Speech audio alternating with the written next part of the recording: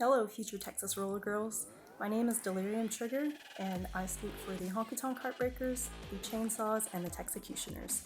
I have a background in personal training, and I've been skating derby for 10 years, so your safety and skill progression is very important to me. We're going to start off your training series with a basics primer video, which will help make sense of the exercises that we're giving you to train off skates. That'll also translate to your on skate skills.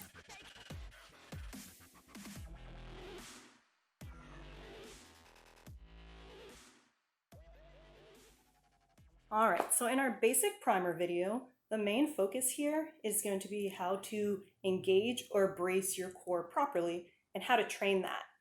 My time as a trainer has shown me that usually when people are asked to engage their core, they tend to just suck in their abs. But there's so much more to bracing your core than just what happens right here, and that's what we're going to talk about. So what is your core made up of? So the first area is going to be the abs, which most people are familiar with where their abs are located here on the front of the belly. Then next we have the obliques. Some people tend to be not as familiar, but that's the muscles right here on the side of your abs. Next muscle in the core group is going to be the glutes. And then the last muscle is another one you might not be as familiar with, but it's called your lats or your latissimus dorsi, and that is located in your mid-back. So this area of your back right here along the sides.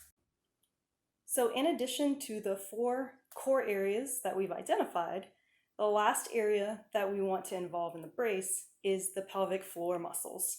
So how do we get these pelvic floor muscles to become a part of the brace and be active? We can do a movement called Kegeling. And if you're not familiar with Kegeling, all you have to think about is your butthole drawing up like you've got a string and you're pulling it up through your head. That's going to activate the muscles in your pelvic floor, pull them up into your abs, and then we're going to talk about how all of that connects to give you a really strong brace. All right, so we've identified the areas that we need to brace. Now, how do we brace those areas? Let's start off with the abs first.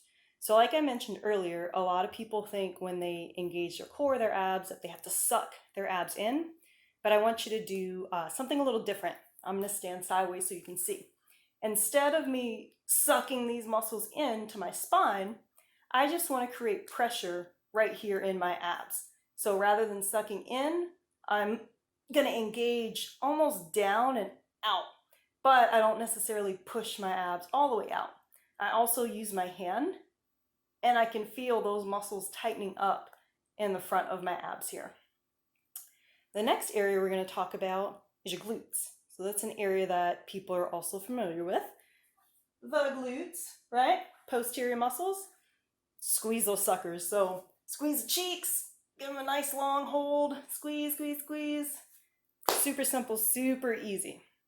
Now, the next 2 areas tend to be a little bit more difficult for people to feel out and understand the brace, but we're going to talk about that.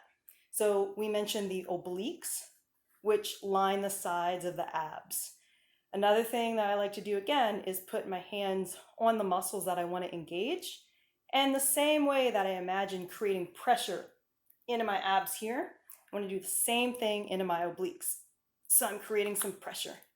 If that's not coming along right away, that's okay. It tends to take practice. And as you're bracing your abs, you can have your hands in both places and engage and see if your obliques come along. Sometimes they will. The last area is going to be the lats. So that's the mid-back muscles on your side here that we talked about. You'll notice you have your shoulder blade, big bony right there, and then the lat is around that area. So one of the easiest ways that you can start to identify how to engage that area is by using your shoulder blades or your shoulders. So what you're going to want to do is squeeze your shoulder blades back and then also try to squeeze them down. So I'm pulling or retracting back, and then I'm trying to pull this muscle into my hip pocket. So how far down can you pull it? As you do that retraction, that pull back and that pull down, the lat is going to be engaged and it's going to be braced as long as you hold that position. And again, you'd want to have both engaged at the same time, But if you're new, if this is a new feeling for you, you can use your hand back there to find that engagement. And when you feel that muscle tighten up, you know you've got it. So now I'm going to put it all together, because whenever you do the exercises that I'm going to give you, I'm going to ask you to be braced or to brace your core. That means you want to come back to this stuff that we're practicing right now. So the way that you can practice it is start off with your abs. Engage your abs, engage your obliques, squeeze your glutes, do that retraction and that pullback with your shoulders for your lats, and then also draw your Kegel up. So remember, you can either just think Kegel if you know what that is, or butthole up. You're gonna feel maybe a little rigid or stiff at first. You might feel tight in your neck or like you're holding your breath. That tends to be common when folks are learning this for the first time. But as you start to practice it more and more, just like your derby skills, it's going to become very natural, and you'll be able to use it while you're cross training and then while you're also on skates.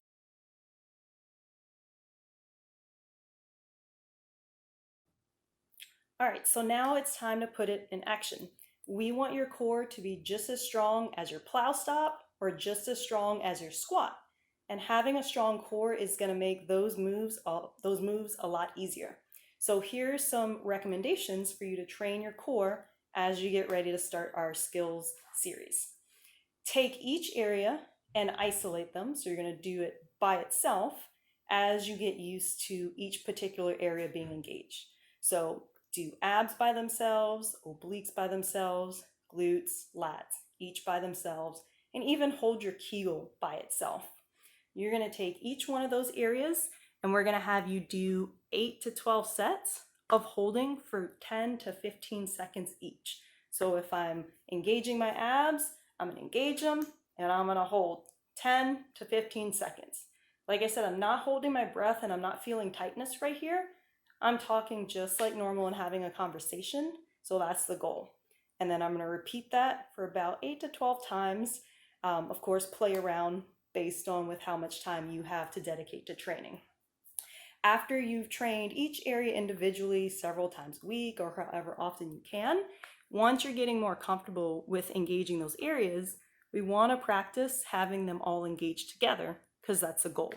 So for that, I want you to engage all 4 areas and your Kegel at once. You're going to do about 4 to 6 sets at about 10 to 15 seconds each. And then you're just going to increase the amount of time that you're holding as it gets stronger. So if I was to do 1 set, I'm going to have abs, Kegel, obliques, glutes, lats, and I'm going to hold this for 10 to 15 seconds since I'm just beginning.